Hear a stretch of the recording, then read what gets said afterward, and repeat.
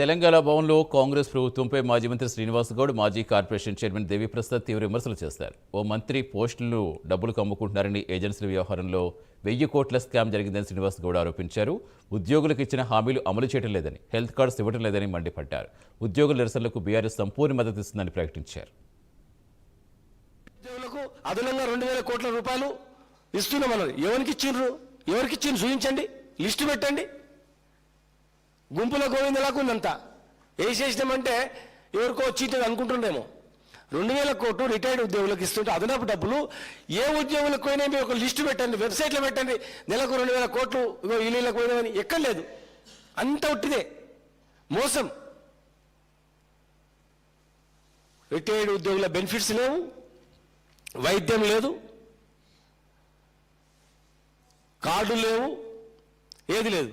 ఈ దేశంలో అత్యధికంగా డిఏలు పెండింగ్ ఉన్నది ఇక్కడనే.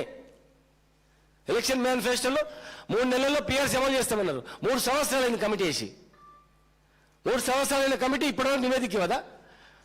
3 నెలల్లో మేము అమలు చేస్తామన్నారు కదా, ఏమైంది? పిఆర్సీ కమిటీ ఎక్కడ పోయింది? డిఏలు ఎక్కడ పోయినవి? ఇండియాలో మేమున్నప్పుడు దేశంలో నెంబర్ 1